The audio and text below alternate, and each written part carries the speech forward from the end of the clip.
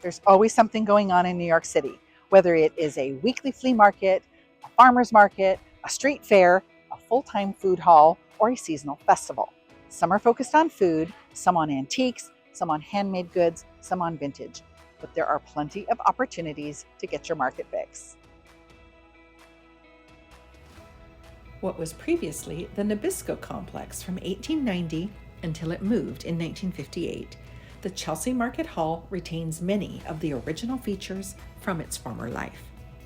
The area was in decline, and in 1990, an investor bought the full block of buildings, began modernizing, and finally opened the ground floor as a market hall and the upper floors as retail space, now occupied by Google, Food Network, YouTube, and others. The building's character and charm have been retained, like the exposed brick, industrial ceilings, wood columns, and the original factory floor with the loading dock becoming the food hall.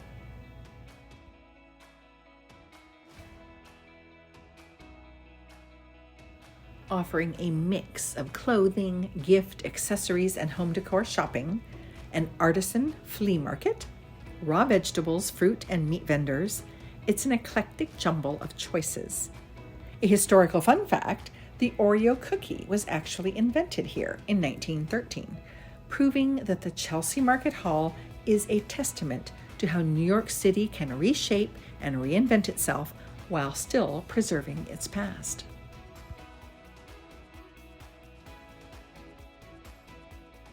Not to be confused with the Market Hall, the Chelsea Flea Market is a lively outdoor market that runs Saturdays and Sundays year-round.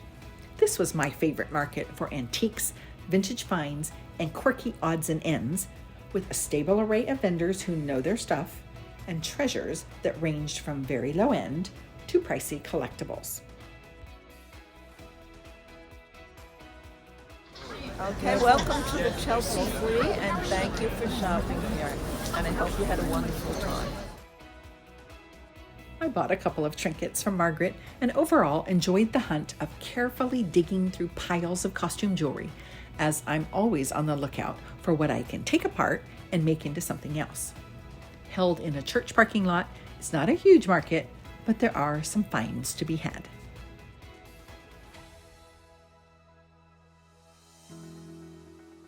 A weekly Sunday market, the Grand Bazaar was launched in 1979 by a group of parents as a simple yard sale to raise funds for their children's school.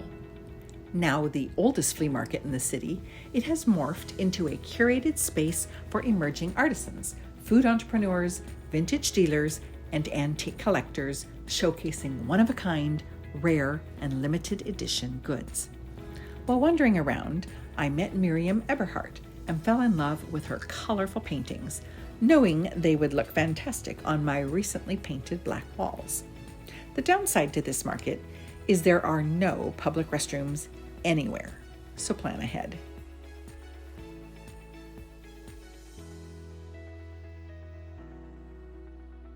Open 4 days a week from 8 to 5, the Union Street Green Market is where many locals pick up their fresh produce and organic products, as well as where artists hawk their creations.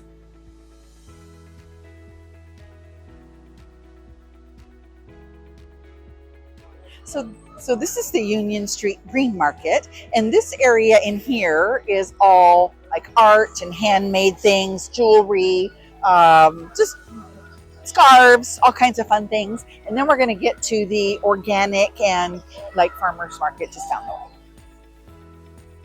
No matter where you stop, there are friendly vendors anxious to engage. Thank you. What do you got here? The New Yorker. New Yorker Pleasures and the New Yorker covers. These are great. We make the covers, we don't make them. You make the covers, you don't make the puzzles. Who doesn't love a good puzzle though, right?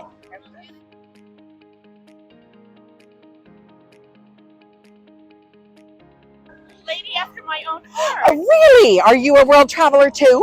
Yes. Yes. And I also love the world. I see that. Copenhagen, Burundi. Have you been to all of these places? No. No. There's 190 countries. I know. I've been to 140 of them, over 140. Yes. Fantastic. Yes. Yes. So on the way, checking things off as I go. The market is actually 2 areas, and after we chatted with a few of the artists, we were ready to move on to the other side. So, as I was saying, this is now the area where is the green market, and it's open 4 days a week, year round. So if you can't make it here on a weekend, which is really nice, it's open Monday, Wednesday, Friday, and Saturday.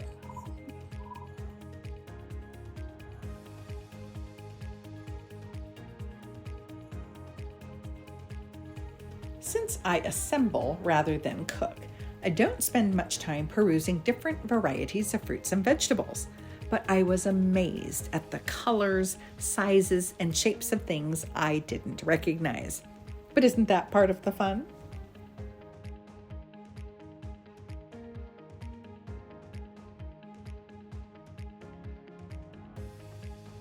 No matter where we go, one of the things I love about wearing the Ms. World Traveler sash is that people like to ask questions and start conversations.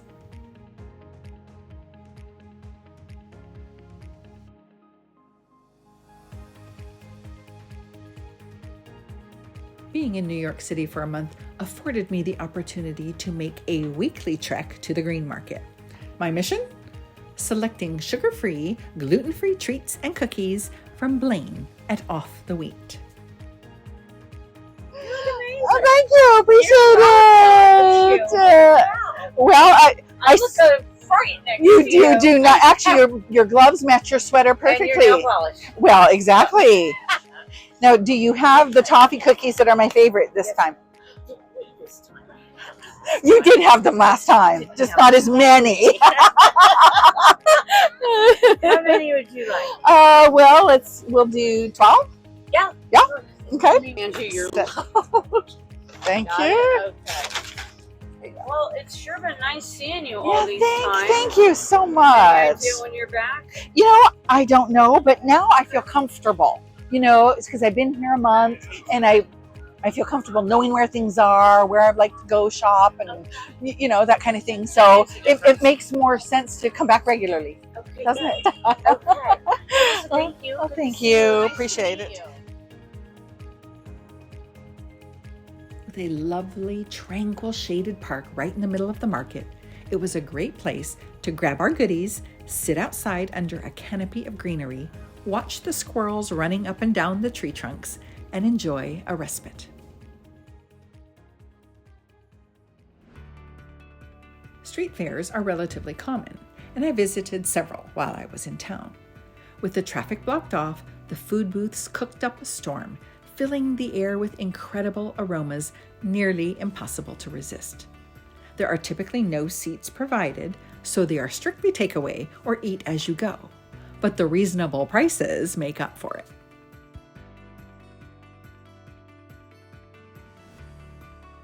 One of the seasonal fairs we were keen on was at Bryant Park and 6th Avenue, or Avenue of the Americas, Winter Village.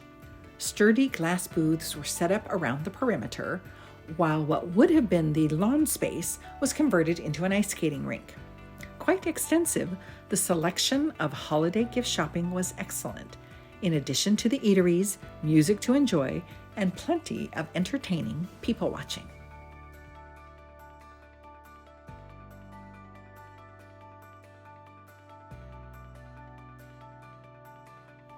For something you can count on day in and day out, there are a number of excellent food halls. At the intersection of culture, cuisine, and community, Brooklyn's DeKalb Market Hall seeks to connect foodies and families with global flavors while supporting the local restaurants that make them.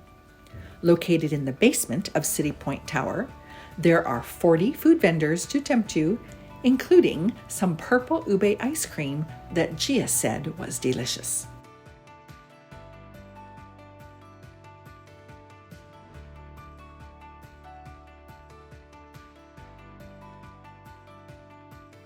A fixture on the Lower East Side since 1818, the Essex Market got its start as a hub for independent pushcart peddlers and open-air vendors. Though as the neighborhood grew and the demographics changed, the market went through many ups and downs. But in May of 2019, it moved to a larger, more modern space right across from the original site, allowing for a slew of new businesses to offer the same affordable fresh foods and for the market to remain a community gathering place.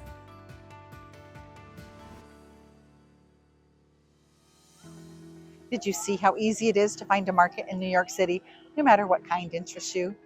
Now, next up, we're going inside some of the most talked about and raved about performance venues for a behind the scenes look around. You should watch.